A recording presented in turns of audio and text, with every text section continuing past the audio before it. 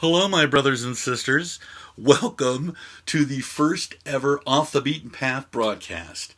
I am Rev Hagen, aka Reverend Hagen, aka Christopher Hagen, aka just Hagen, occasionally Dad, the many hats that I wear. This is a channel dedicated to the paranormal. We're going to be talking about paranormal cases from the past in history, current cases that are going on, new and exciting things that pop up on YouTube that could be paranormal. And we're going to throw in a few cases from Where Angels Fear to Tread, which is my paranormal investigation group. So we really hope you like it. If you do enjoy our broadcast, please be sure to like and subscribe on the button below.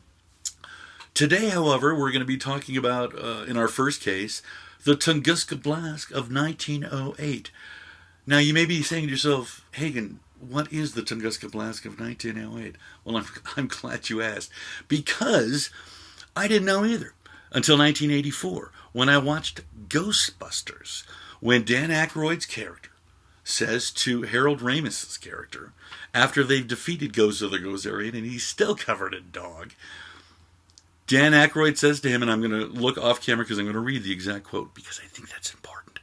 It says, "You have been a participant in the biggest interdimensional cross-rip since the Tunguska Blast of 1909. 1909. No, I'm sorry, Mr. Aykroyd. It was actually 1908. Now you're still saying, well, Hagen, what is the Tunguska Blast of 1908? I'm glad you asked again, and I'm here to tell you. On the morning of June 30th, 1908, a huge explosion rocked an area of Siberia known as the Stony Tunguska River area. Thank you very much.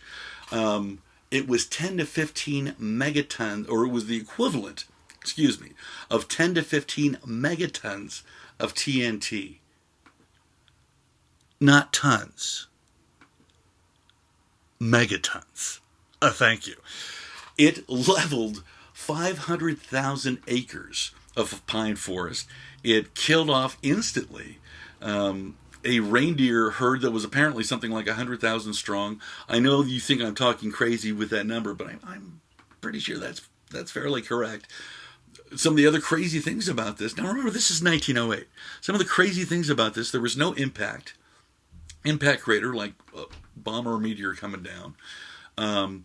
There was no nickel or iron or stone found down to a depth of 118 feet to suggest that it was a meteor.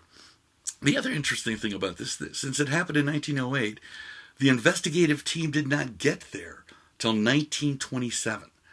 Now, that seems like a long time, but remember, this is before SUVs with your crazy cool GPSs on it. This is before helicopters, before airplanes, before any of that.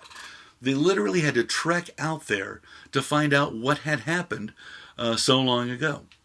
So, when they finally got there, that's what they discovered. There was no impact crater. There was nothing to suggest it was a meteorite. There was just this flattened 500,000 acres of forest. Now, there have been a lot of theories about what exactly happened here. Some of the scientific theory, in fact, the scientific theory that they're going with is that there was an actual comet that flew through, and part of that comet broke off the comet. Okay, here's the comet going through. Here it goes. Part of the comet breaks through our atmosphere and explodes 5 to 6 miles above the surface. And that's pretty much what science has gone with. That they've kind of put this, well, that's what happened. The problem with that is nobody saw any of that. The natives that were in the area, and there were native people to that region, they saw actually a blue column of light going straight up into the air minutes before the explosion. So some of the other theories out there about this is that it was a UFO. I don't know why a UFO would blow up 500,000 pine acres out in the middle of Siberia, but some people are very adamant about that it was a UFO blowing up 500,000 acre. Maybe they didn't like the reindeer, the 100,000 plus reindeer. Maybe they got a thing against Santa. I don't know. I don't buy that one, though.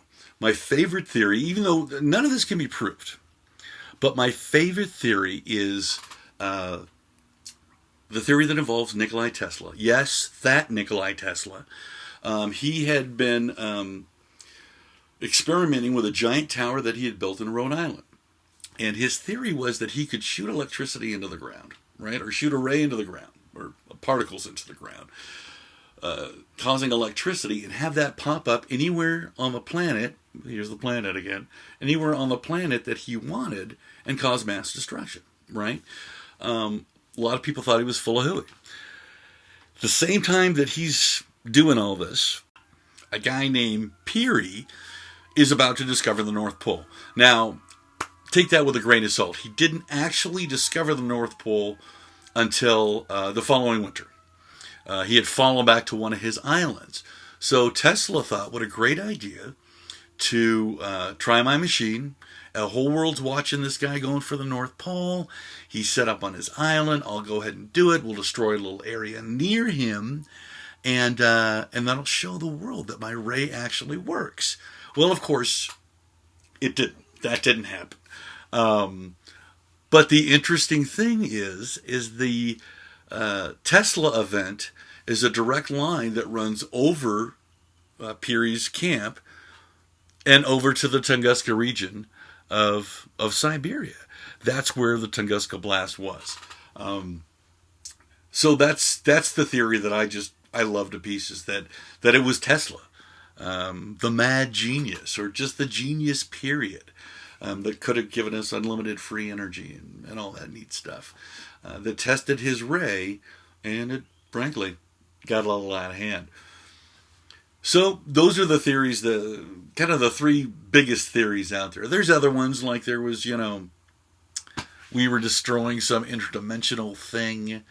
If you're part of the D&D crowd, maybe there was a wizard or something that came, or some mage, and I don't know.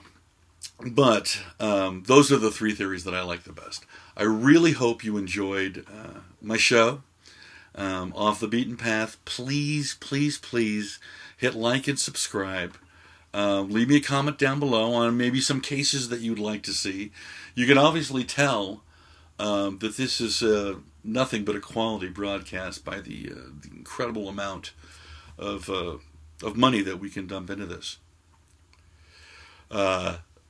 But again, I really hope you enjoyed it. We're going to be looking, hopefully, at the Lady of Fatima, another fascinating event in history right around the same period of time.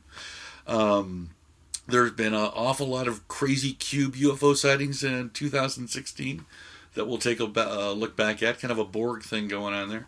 Not really sure, but crazy cool nonetheless.